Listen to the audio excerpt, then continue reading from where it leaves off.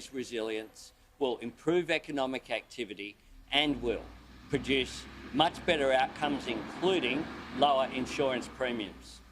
Given the Land Court's decision on New Acton last month, do you personally believe the Palaszczuk government should be approving the first stage of that line? That's a matter for the Palaszczuk government and for those processes to take place. More than 200 workers have already lost their jobs because of stalled approvals, and now the expansion of the mine's been given the green light by the court.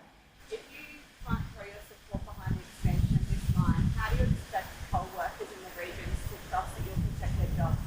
No, well, I'm not in state government. The fact is that I believe the project should go ahead once they receive environmental approvals. I'm not right across all of the legal details. This has been a considerable legal battle has taken place. I'm in favour of projects as long as they receive environmental approvals going forward. Greenpeace today has described this announcement as not dealing with the elephant in the room, which is climate change, the real way to prevent further disasters. Isn't it true that your climate target of 43% and your refusal to put an end date on fossil fuels is actually adding to climate disasters in this area? No, it's not. And one of the things that Greenpeace, I'm sure, would say if they got away and took a little bit of a step back from their rhetoric, they would acknowledge that the amount of climate change which is already in the system, we're seeing our climate is changing. All of the research shows and the IPCC reports all indicate that there will be more extreme weather events and of greater intensity.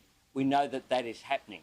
We've seen that in Australia, where in the bushfire season just 2 seasons ago, we saw areas of rainforest burnt that haven't burnt in any recent time. We've seen extreme weather events occur on a more regular basis. And we need to make sure that we deal with that. This isn't some academic exercise. This is about real people in real communities, real lives, real homes, and real impacts on people. And I make no apologies for the fact that we need to deal with that. Amelioration of the impact of climate change and adaptation has to be part of the response. The other part of the response is a federal government that takes climate change seriously, that isn't hostage to Barnaby Joyce and the Nationals and the skeptics holding Australia back. That doesn't say we'll go to a conference in Glasgow that's all about increasing 2030 targets, but we won't be allowed to increase our 2030 target, even though we say that that will occur. It's no logic there. I want Australia to be a part of the global effort. Australia can't solve climate change by itself, but what we can do is to be a part of the global solution, working with like-minded countries such as the Biden administration in the United States.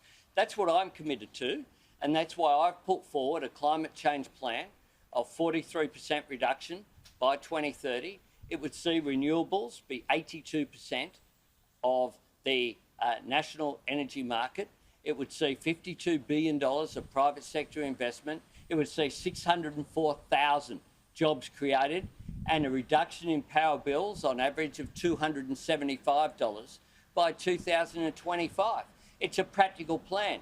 It's a plan that has the support of the Business Council of Australia, it has the support of the Australian Industry Group, has the support of ACCI, has the support of the National Farmers Federation and the Australian Council of Trade Unions. Now, it has the support of communities that I've met with here in Queensland as well. Would you support new coal mines opening in Australia? It's a matter of environmental. The government doesn't do those things. Environmental, it's a matter for the market. The market will determine based upon, subject to environmental approvals. But what we see in all of the projections, including the government projections going forward to 2050, is a change in our energy mix with regard to... Coal mine received environmental approvals in export. Do you support new coal mines opening in Australia that meet environmental standards? Yes. How will the plan affect the Mackay, the plan you just outlined, affect the Mackay region specifically, separate from the nationwide proposals to rewire the electricity grid to invest in green tech? How will Powering Australia change and alter the Mackay region specifically? Powering Australia will bring massive opportunities to this region. One of the things that's very clear is that if you look at the modelling which is there, which we've released, remember the government released its plan without modelling and then waited and waited and waited and then released modelling that says, well, we'll rely upon stuff that hasn't been invented yet, and still we won't actually show any way in which they'll meet net zero by 2050. We haven't done that. We produced fully costed plans, and the Labor Party, we paid for that process to make sure that it was very clear what our position would be.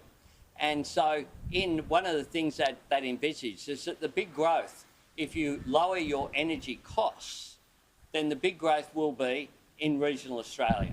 Regional Australia has a massive advantage, comparative, in terms of where advanced manufacturing can occur with clean energy, with lower energy prices. We need to be a country that continues to value our resources, whether they be using them here or whether they be exporting them overseas. But we could do far more. One of the lessons of this pandemic is we need a future made in Australia. We need more national resilience. We are vulnerable to shocks in the supply chain. We need to make more things here, and the way that we do that in part is by use of cleaner energy and cheaper energy, because clean energy is the cheapest form of new energy. That's why I won't come here and do the pretense that the government has had on Collinsville, where they are saying that they'll fund this feasibility project that they know is not going to go ahead, that ministers, including Josh Frydenberg, says is not going to go ahead, and run this pretense because the cheapest form of new energy in Australia is clean energy. And that is the future in terms of where the growth will be, and what that will do is enable high-value manufacturing to be located here. We're at a prawn farm yesterday, Australia's largest prawn farm, just to give you an example, near Proserpine. That now runs on, there's a lot of energy, it's their highest cost, with aerating the water, a range of activities associated there. They have a massive solar farm there now, but they're going to get a much bigger one to lower their energy costs. This is the market that's determined. Now, the government wants to play these games, and some in the media want to play these games from time to time too. You need to look at where the market is, allow the market to operate.